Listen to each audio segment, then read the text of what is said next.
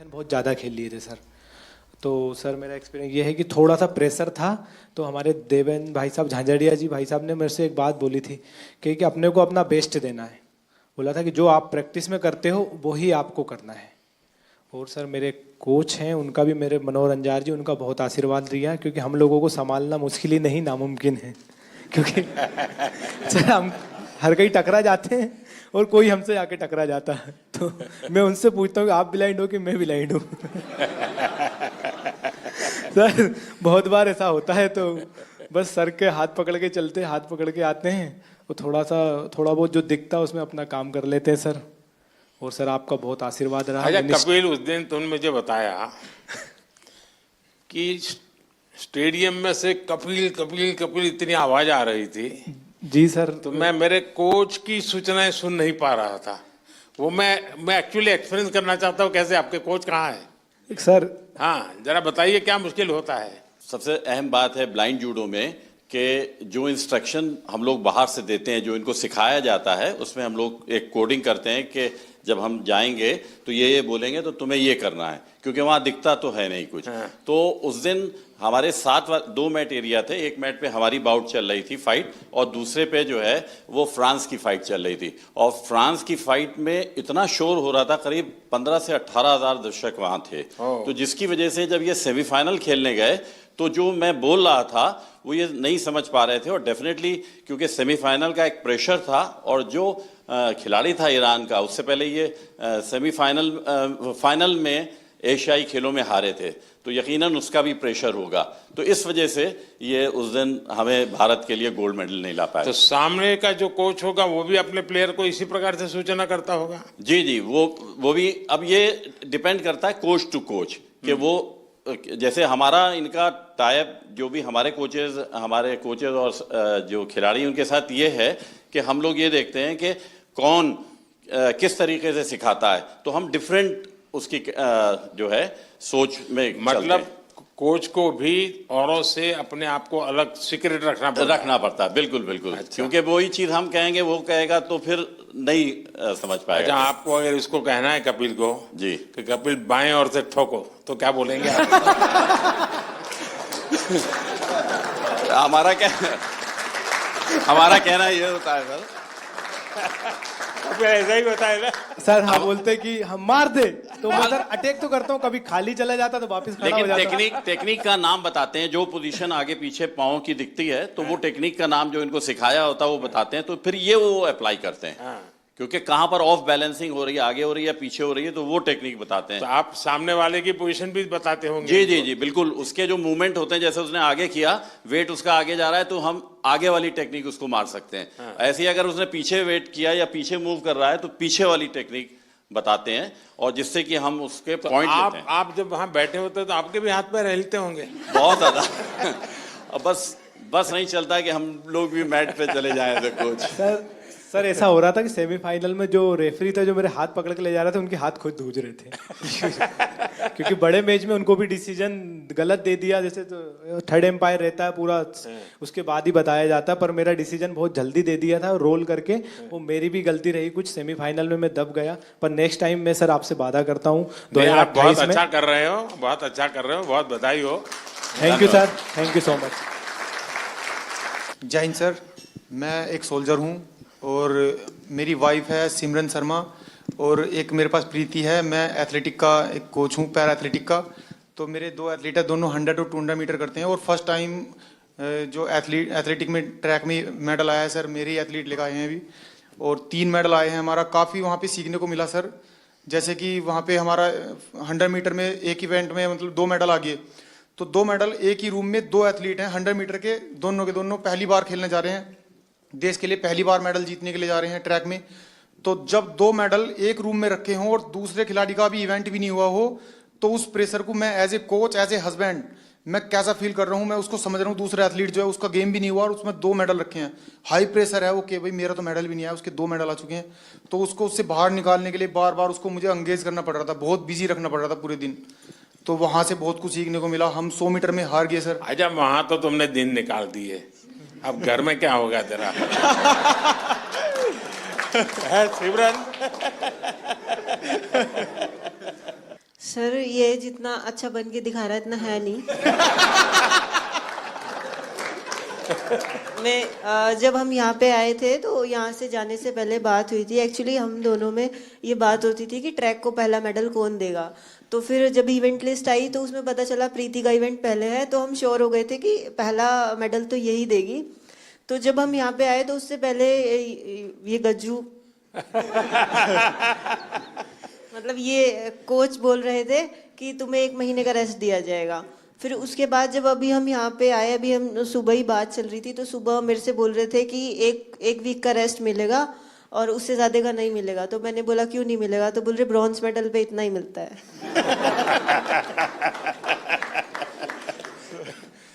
अब तुझे खाना नहीं मिलेगा।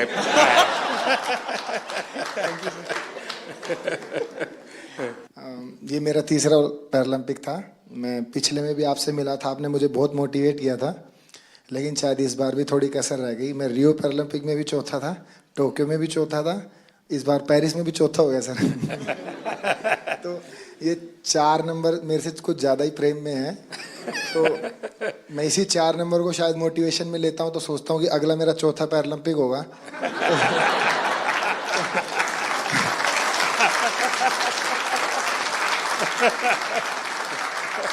तो शायद चौथे में मैं कुछ करूं। और जैसे कि सर मैं अपने आप को फेलियर तो नहीं कहूँगा, जैसे कि मैं पैरा की हिस्ट्री में, ना कि इंडिया की में, all over the world para की हिस्ट्री में मैं अकेला ही ऐसा एथलीट हूँ जो इतने बड़े इवेंट में इतनी बार ऐसे रहा है। तो फिर मैं कहीं ना कहीं सोचता हूँ कि ओलंपिक में ऐसी कई हिस्ट्री हैं, जैसे कि एक डिस्कस थ्रोअर भी हैं फ्रांस की जिनका 5वें ओलंपिक में सिल्वर मेडल आया, एक ट्रिपल जंपर भी हैं शायद यूएसए के हैं, कहाँ के हैं, उनका 5वें ओलंपिक में मेडल आया। तो शायद मैं फिर अपने आप को ये भी मोटिवेशन देता हूँ कि तू पहला एथलीट पैरा वर्ल्ड में बनेगा जो सबको मोटिवेशन देगा कि भाई जब उसने चौथे में जीता था तो तुम लोग पहले में क्यों हार मान रहे हो। यहाँ कुछ एथलीट्स ऐसे हैं जैसे कि ये गुड़िया है, ये 4th हैं, काफ़ी लोग 4th हैं, तो ये निराश हो रहे हैं। तो मैं इसमें भी थोड़ा ठीक फील कर रहा हूँ कि इनके कोचेस ऐसे कह रहे हैं उसको देख लो। मतलब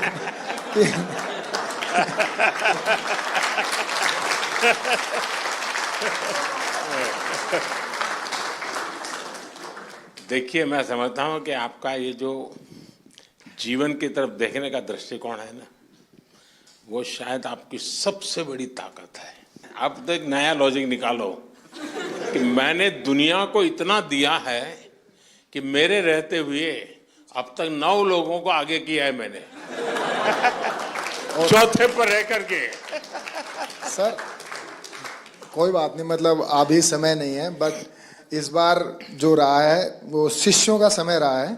हम 3 एथलीट हैं ऐसे जो अपने शिष्यों को सपोर्ट कर रहे हैं। तो देवेंद्र भाई साहब हैं, इनके शिष्य का गोल्ड आया है, और एक और है सोमन राणा है, उनके शिष्य का ब्रॉन्ज आया है। और मैं नवदीप का कोच नहीं हूँ, बट मैं नवदीप का गुरु हूँ। इसको मतलब जेवलिन स्टार्ट से लेके आज तक की जर्नी ऐसे बड़े भाई गुरु के तौर पे रहा है। तो इस बार मैंने नवदीप को दे दिया कि इस बार तू ले जा, लेकिन अगली बार सर जरूर पूरा प्रॉमिस करता हूँ मेरा रहेगा। और सर बीते 3 ओलंपिक जितने भी पैरालंपिक मैंने देखे हैं उसमें मैंने ये फील किया है कि जैसे कि सभी लोग बात करते हैं ये कंट्री इतनी बड़ी है तो एक्सपेक्टेशंस पहले लेके जाते हैं, बहुत तगड़े गेम्स होंगे, बहुत तगड़े गेम्स होंगे। लेकिन सर मुझे ऐसा बिलीव है अगर इंडिया 2036 का ओलंपिक पैरालंपिक करवाती है तो मुझे नहीं लगता धरती का उससे तगड़ा इवेंट कहीं पे हुआ होगा। तो सर हम उसमें पूरी कोशिश करेंगे कि बुढ़ापे में भी देवेंद्र भाई साहब को एक आइडल मानते हुए अपने 8 गोडों को बचाते हुए उसमें कोशिश करेंगे उसमें भी खेल पाए। नहीं, आपका जीवन के तरफ देखने का एक दृष्टिकोण है, ये अपने आप में बहुत ही इंस्पायर करने वाला है कि भाई मैं आगे भी कुछ करूंगा और करके रहूंगा। मैं आपको बधाई देता हूं। Thank you sir. नमस्कार जी। मैं मेंटल कोच हूँ राधिका सिंह, शूटिंग टीम के साथ। और आप कह रहे थे कि अपना हमारा एक्सपीरियंस शेयर करें, और सबसे ज़्यादा ज़रूरी है एक ग्रुप की मोहब्बत एक दूसरे के लिए। तो शूटिंग टीम में कोई एक दूसरे से compete नहीं कर रहा है, सब अपने आप से compete कर रहे हैं, तो वो आगे बढ़ रहे हैं।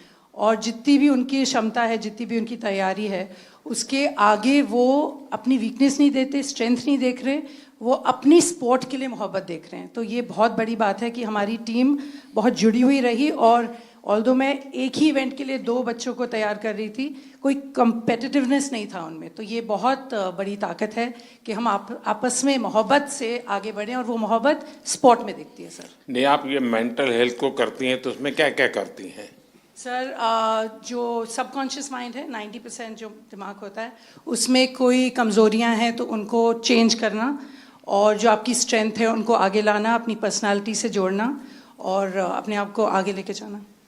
नहीं, कोई इन लोगों का योगा का संबंध, कोई मेडिटेशन का संबंध, सर ऐसे कोई स्पेसिफिक ट्रेनिंग वगैरह आप लोगों ने योगा भी हैं, हमारे टीम में एक योगा भी कराते थे, तो रोज़ सुबह मेडिटेशन होती थी, रोज़ शाम को जो भी सीखते थे बच्चे वो रोज़ दोहराते थे, मतलब रोज़ मेंटल ट्रेनिंग करते थे अपनी। तो वो टाइम उनका रेंज पे प्रैक्टिस, उनका योगा से प्रैक्टिस, मतलब टीम में बहुत ऑर्डर रहा सर। तो दुनिया के बहुत देशों के स्टूडेंट्स खिलाड़ी होंगे जो योगा मेडिटेशन नहीं जानते होंगे जी। तो हमारे लोगों का क्वालिटी में क्या फर्क पड़ता है? जी बहुत फ़र्क पड़ता है, बिकॉज आप अपने अंदर के दिमाग को जब कंट्रोल ले आओ तो आप अपनी गेम को बहुत आगे लेके जा सकते हो। तो ये आपने भी बहुत बहुत अच्छा किया है कि योगा हमारे कंट्री में बहुत बढ़ाई है, और आई थिंक स्कूल्स में सर इसको आप सब्जेक्ट बनाएं, बिकॉज इसमें जो साइंस में जो शक्ति है वो किसी और चीज़ में नहीं है। बधाई हो। Thank you sir. और कोई? हाँ,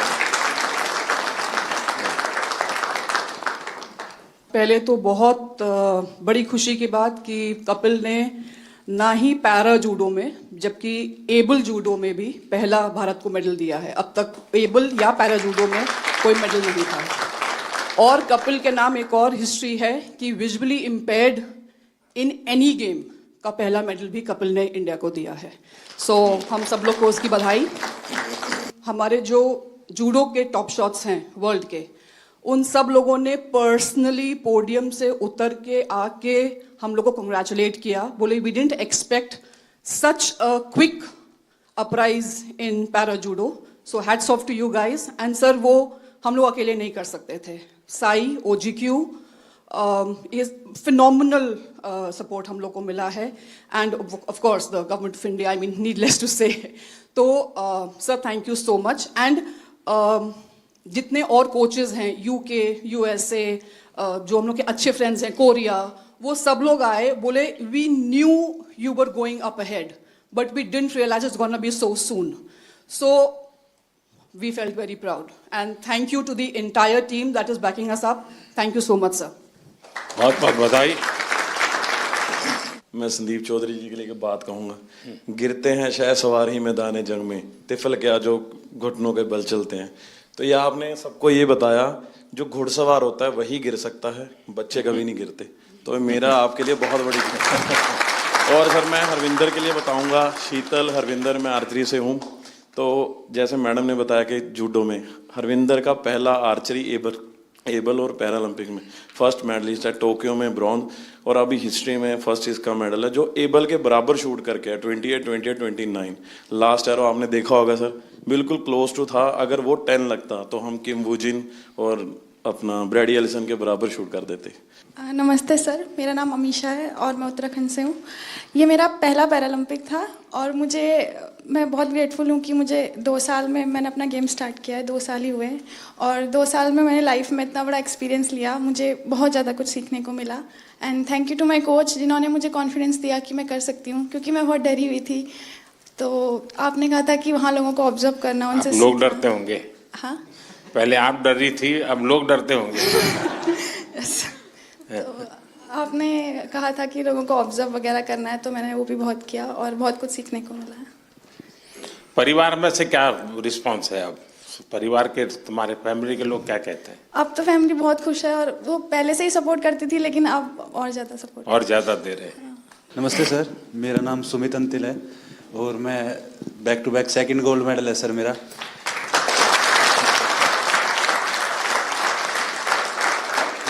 मेरे को अभी याद है सर, जब टोक्यो में गोल्ड लेके आए तो आपने प्रॉमिस लिया था कि ऐसे ऐसे 2 गोल्ड और चाहिए मेरे को। तो ये दूसरा सर आपके लिए है, क्योंकि उसके बाद में जैसे जब पैरालंपिक से पहले हम काफ़ी नर्वस थे, क्योंकि मैं आर्टिकल्स पढ़ रहा था कि हर तरफ मोस्ट फेवरेट एथलीट जो गोल्ड मेडल को डिफेंड करेगा, तो कुछ नाम आ रहे थे सर, उसमें मेरा भी नाम था। बट जब 20 अगस्त को आपसे बात हुई तो वही पल याद आ गया सर, टोक्यो वाले, कि अब की बार फिर से अच्छा करना है। और हमारे साथ में मेरी पूरी टीम है सर, मेरे फिजियो, मेरे कोच, जो आप हम सभी की तरफ से सर आपका बहुत बहुत धन्यवाद, क्योंकि हमें ये लगता है सर कि मेडल लेके आएंगे तो आपसे मिलेंगे, आपसे पर्सनली बात करेंगे, तो बहुत बहुत धन्यवाद सर आपका। भाइयों, जैसे हम सारे लोग मोस्टली स्पॉन्सर्ड एथलीट हैं गवर्नमेंट से, डिफरेंट ऑर्गेनाइजेशन से, तो वहाँ से कभी ना कभी ऐसे प्रेशर आता रहता है कि आपको परफॉर्म करना है, ये सारी चीज़ें। जब आप बोलते हो कि आप जाओ बस खेलो, हाँ जीत हार तो लगी रहती है, फिर नीचे वाले ये सब ऐसे लगते हैं अरे देख लेंगे इन्हें क्या जाता है। और जब अपने देश का प्रधानमंत्री हमें मोटिवेट कर रहा है तो ये बहुत छोटी चीज़ लगने लगती है। और लास्ट टाइम सर मैं आपसे बात की थी, मैं टोक्यो उतना अच्छा नहीं रहा था मेरा, उसमें मेरा 8वां रैंक रही थी। फिर मैंने आपसे एक क्वेश्चन पूछा था कि आप जब विदेशी जगह पे जाते हैं आपका एक्सपीरियंस कैसा रहता है, आप नर्वस फील करते हैं, क्या करते हैं? तो जो आपने जवाब दिया था कि आपके साथ आप पूरा देश एज ए रिप्रेजेंट करते हो तो आपको कॉन्फिडेंस, ये सारी चीज़ें, तो इन्हीं सब चीज़ों के साथ आज इस बार मैं भी गया था तो सारी चीज़ें हमें ऐसे एकदम कॉन्फिडेंस दे रही थी। वो सब लास्ट टाइम जैसा प्रेशर नहीं था, मैं अपने आप को कॉन्फिडेंट फील कर रहा था। और हमारी टीम ने, गवर्नमेंट ने, हमारे कोच साहब ने, सब लोगों ने बहुत अच्छा सपोर्ट किया और ये कॉम्पिटिशन खेल के सर बहुत मज़ा आया sir. Thank you sir. Sir नमस्कार। जो मैंने 16 साल से तपस्या की थी और कहीं ना कहीं मेरा स्टूडेंट है धर्मवीर जिसका गोल्ड मेडल आया है, हम दोनों आपस में एक दूसरे के कंपटीटर भी हैं और उसको मैं खुद ट्रेनिंग करा के लेके आया। तो कहीं ना कहीं आपसे बात हुई थी 20 तारीख को, तो ये लगा था कि बहुत पॉजिटिव एक वाइब आई थी कि आपको अपना बेस्ट करना है। और एक कोच के लिए इससे बड़ी बात नहीं हो सकती कि हम, शायद मैं अकेला ही एथलीट होऊंगा वर्ल्ड में जो अपने स्टूडेंट के साथ कंपटीशन कर रहा था ग्राउंड में। और कहीं ना कहीं मेरी तपस्या सफल हुई सर धर्मवीर के मेडल से। और इसमें बहुत बड़ा कंट्रीब्यूशन रहा सर हम लोगों की टीम में, क्योंकि हमारी सबसे सीवियर डिसेबिलिटी है। तो साई ने और मिनिस्ट्री ने जो डिसीजन लिए, हम लोगों के सपोर्टिंग स्टाफ में आदमी बढ़ा के, वहाँ बल्कि 33% का ही रेशो था कि 33% ही लोग अंदर रह सकते हैं सपोर्टिंग स्टाफ में। तो देवेंद्र भाई जी ने बहुत अच्छा डिसीजन लिया, उसको रोटेशन में करते रहे। जब हमारे इवेंट आए, हमारे लोगों को अंदर ले आए और दूसरे लोगों को बाहर कर दिया, तो बहुत अच्छा कम्बिनेशन हुआ उसका। और यही फायदा हुआ कि सर हमारे इतने मेडल आए। साई का भी जैसे हमारे खाने का था, वहाँ इंडियन फूड की बड़ी प्रॉब्लम थी और वेजिटेरियन के लिए बड़ी दिक्कत थी। तो साई ने जो अंदर विलेज के अंदर ही जो खाने का अरेंज किया, वो इतनी अच्छी हेल्दी डाइट थी कि किसी को भी प्रॉब्लम नहीं आई सर। तो बहुत बहुत धन्यवाद सर पूरी टीम का और हम लोगों को इतना मोटिवेशन करने के लिए। Thank you so much.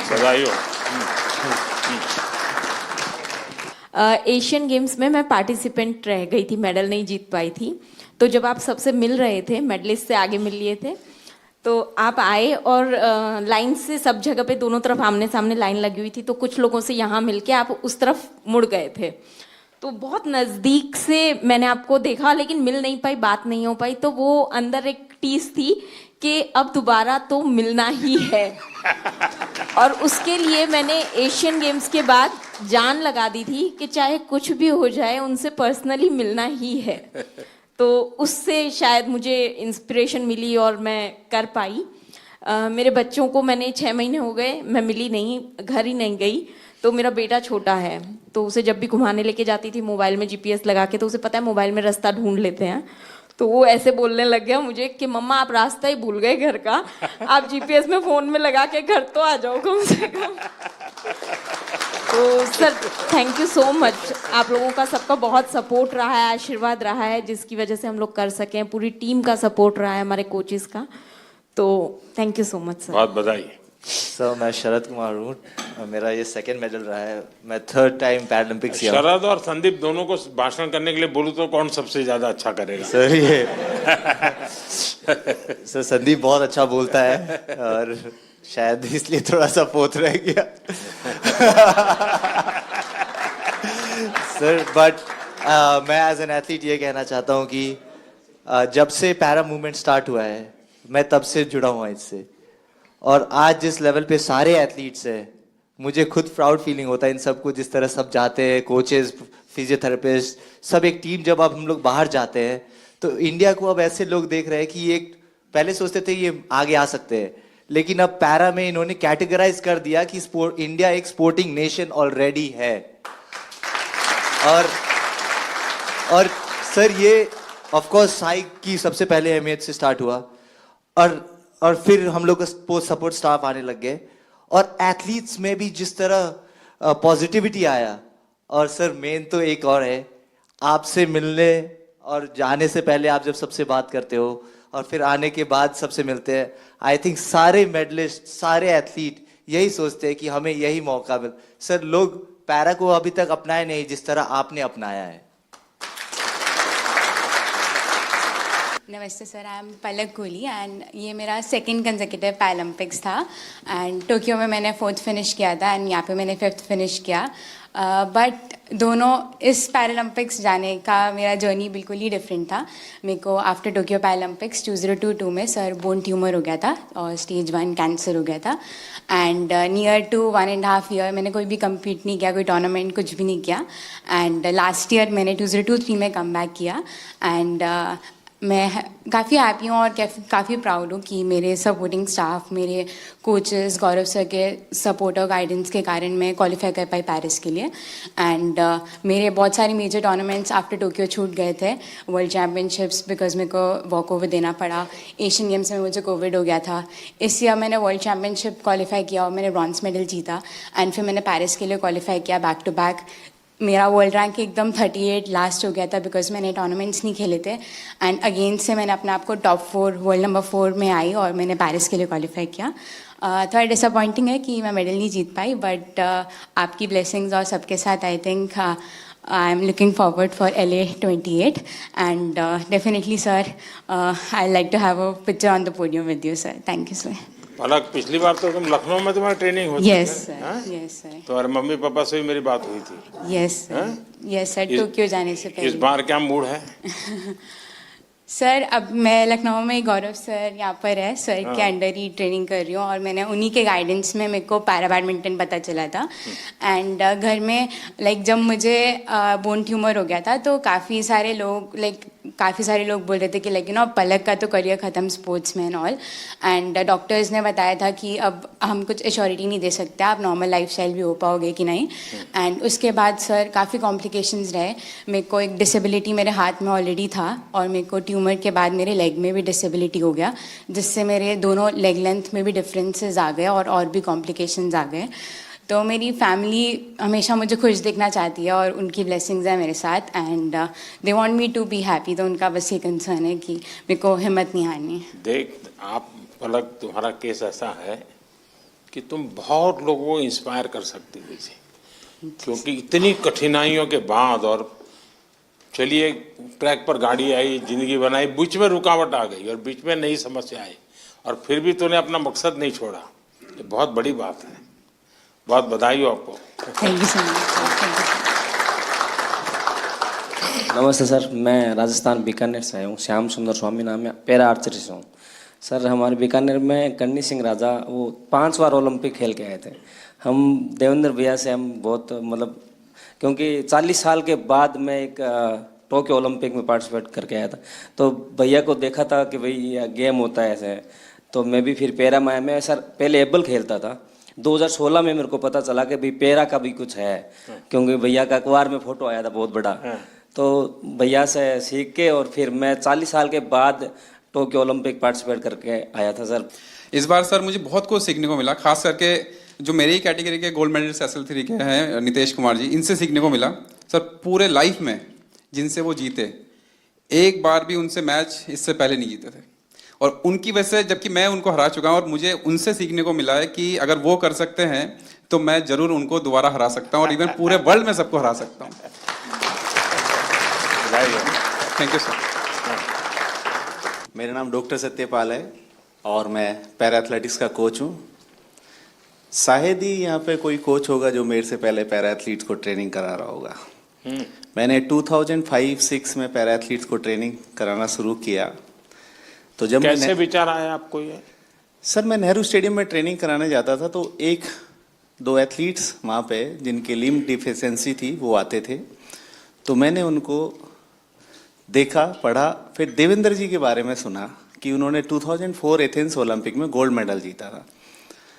तब मैंने इसके बारे में स्टडी किया और मैंने स्टार्ट किया थोड़ा थोड़ा करना।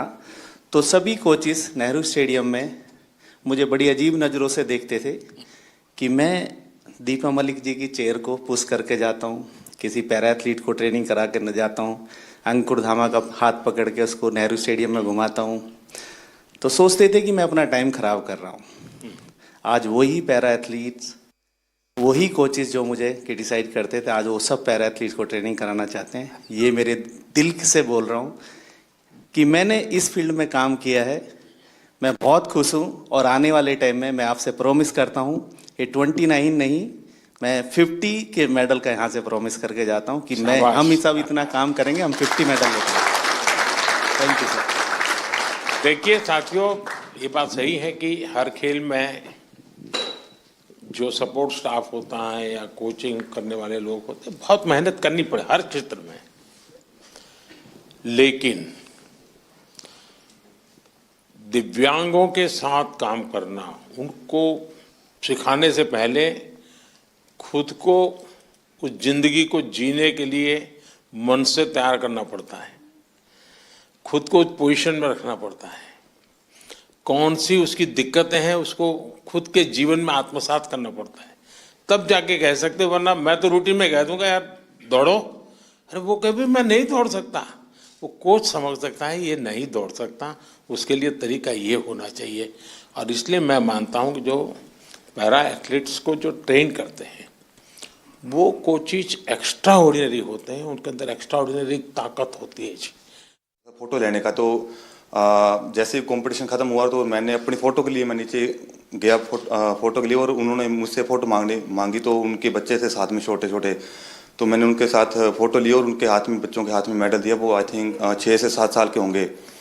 तो वो बच्चे मतलब एकदम मायूस से हो गए कि मेडल हमें देखने को मिल रहा है, कल हम इस खिलाड़ी के लिए चेयर अप कर रहे थे और आज हमारे बीच में खड़े हैं और फ़ोटो ले रहे हैं हमारे को। तो उनकी मम्मी ने मेरे को बोला कि हमारा यहाँ पेरिस में आना, कंपटीशन देखना, ये सक्सेसफुल होगा कि आप हमारे बीच में हमारे बच्चों के साथ फ़ोटो ले रहे हो और उनको ऑटोग्राफ दिया आपने। तो वो फैमिली पूरी खुश होगी। तो ये मेरा एक्सपीरियंस है सर, जो मतलब बहुत बढ़िया।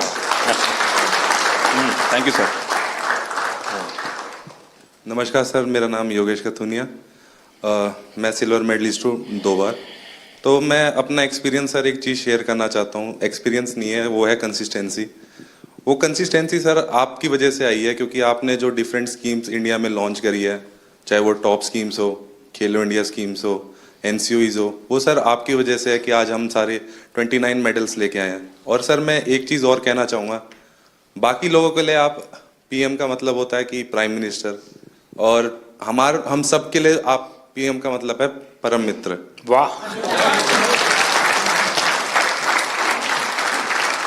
मुझे ये पद आपने दिया, बहुत अच्छा लगा।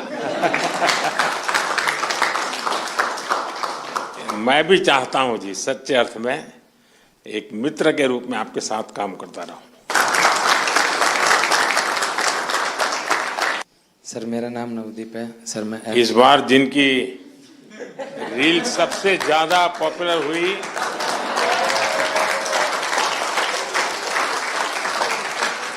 एक आप है, दूसरा शीतल है। सर मैं F41 कैटेगरी में जेवलिन थ्रो करता हूं सर, दूसरी बार पैरालंपिक पार्टिसिपेट कर रहा हूं सर। मेरा इवेंट है ना सबसे लास्ट दिन था सर, और मैं तकरीबन 21 तारीख को चला गया था सर उधर। तो जैसे ही मेडल आने शुरू हुए ना सर, तो एक मन में घबराहट होनी शुरू हो गई थी कि सबके आ रहे, मेरा क्या होगा। तो सर पर फिर भी सर जैसे सीनियर एथलीट्स थे सर, जैसे सुमित भाई था, अजीत भाई साहब थे, संदीप भाई साहब थे, देवेंद्र सर थे, सबसे सर एक दिन मिलके सर एक्सपीरियंस गेन किया सर कि आप कैसा फील करते हो, मेरे को क्या करना चाहिए। और सर एंड तक आते आते सर मैं बिल्कुल फ्री माइंड होके खेलने का। वाह, थैंक यू सर। नमस्कार सर, मैं रक्षिता राजू, विजुअली इम्पैर्ड एथलीट है। ये मेरा पहला ओलंपिक है। I am very happy. I am experienced lot of and I am 2 times para Asian game gold medalist है। मैं thankful to my guide runners and my coach Rahul Balakrishna sir, वो इधर ही है मेरा साथ। Without guide runner I can't run. I am feel very happy and definitely 2028 I will get gold medal in Paralympics. Congratulations and wish you all the best. My guide runners and my coach motivated a lot of me. I am very very thankful because morning and evening without any expectation मेरा साथ time spend करेगा. मैं बहुत बहुत धन्यवाद sir. वाह, चलिए साथियों, मुझे बहुत अच्छा लगा, आप सबसे बात करने का अवसर मिला. इस बार आप लोग जब गए तब मैं फिजिकली तो मिल नहीं पाया था, क्योंकि काफ़ी लोग अलग अलग जगह पे ट्रेनिंग कर रहे थे और समय की भी कुछ कठिनाई थी. तो मैंने वर्चुअली भी कोशिश की कि आप सबसे बात करूं. और उस दिन मैंने एक बात कही थी, शायद आपको याद होगा. मैंने कहा था, मैं आज आप लोगों को देशवासियों का एक संदेश देने आया हूं. और मैंने कहा था कि पूरा हिंदुस्तान कह रहा है विजयी भव.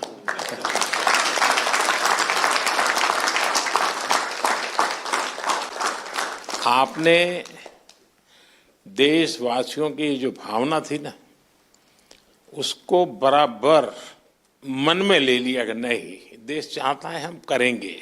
मैं समझता हूँ ये अपने आप में बहुत बड़ी बात है. दूसरा, मैं देख रहा हूँ, क्योंकि मैं आप लोगों के साथ जरा ज़्यादा जुड़ा हुआ हूँ, आपके यहाँ शायद परमात्मा ने कोई एक्स्ट्रा क्वालिटी दी है, ऐसा मैं अनुभव कर रहा हूँ.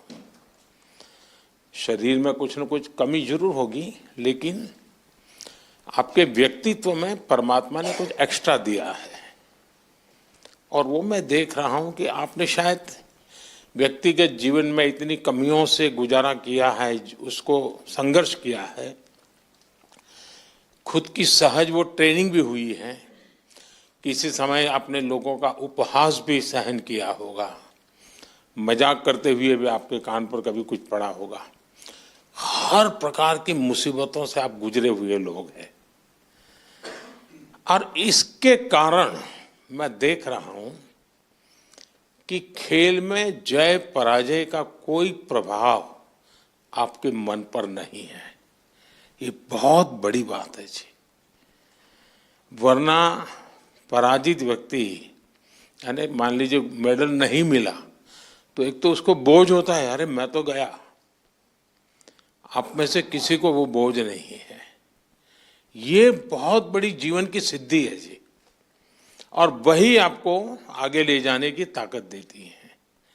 और इसलिए मैं मानता हूं कि मैं चाहता हूं कि इस खेल में और लोग आए, अधिक मेडल आए, वो तो बात अच्छी है, होना भी चाहिए. लेकिन मैं आप लोगों के माध्यम से देश में एक कल्चर पैदा करना चाहता हूं. वो कल्चर ये है कि देश के हर नागरिक को समाज में जिनके जीवन में इस प्रकार की कठिनाई है, जो हमारे दिव्यांग जन है, उनकी तरफ देखने का दृष्टिकोण बदले. वे उनके प्रति सम्मान के भाव से देखें, दया भाव से नहीं. वो हमें मंजूर नहीं है. दया भाव नहीं चाहिए, सम्मान से देखें, मैं तुमसे कम नहीं हूं. ये मिजाज मुझे देश में पैदा करना है. और मेरे दिव्यांग भाई बहनों में भी मुझे वो मिजाज पैदा कर. वो खेलते हो न खेलते हो अलग बात है, उन्हें निराश होने की जरूरत नहीं है. तो बाकी ओलंपिक्स के खिलाड़ी और बाकी विजेताओं से ज्यादा मेरे लिए आपका खेलना, आपका देश के लिए वहां जाना, वहां जाने के लिए अनेक वर्षों तक सुबह 4 बजे 5 बजे उठ करके पसीना बहाना, ये मेहनत कभी भी बेकार नहीं जाएगी, मैं आपको विश्वास देता हूं.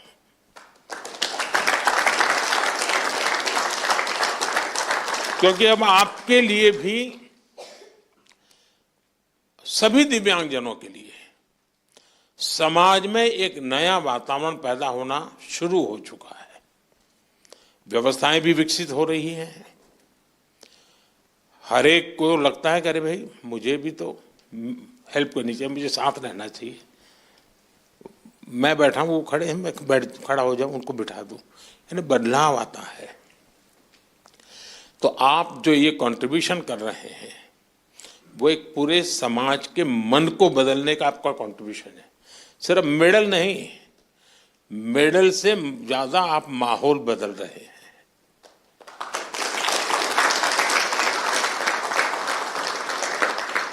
हर दिव्यांग जन के मन में आप एक विश्वास पैदा कर रहे हैं कि हम भी कुछ कम नहीं है।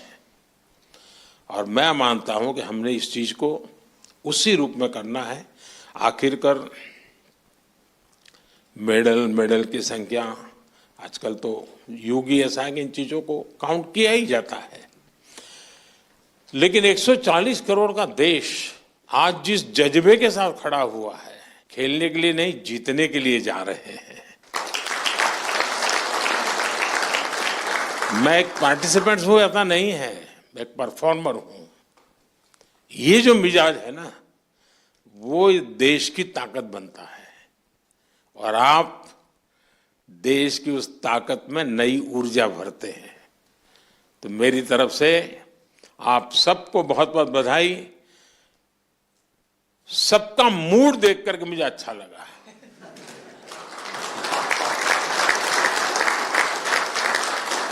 वरना मैंने कुछ लोगों का देखा है कि दूसरी ओलंपिक आने तक चेहरे पर हंसी ही नहीं आती है। क्यों? तो वो पिछली ओलंपिक में रह गया था। वो मुझे दृश्य यहां नजर नहीं आ रहा है। मतलब मुझे लगता है नेक्स्ट ओलंपिक भी आप जीत चुके हैं।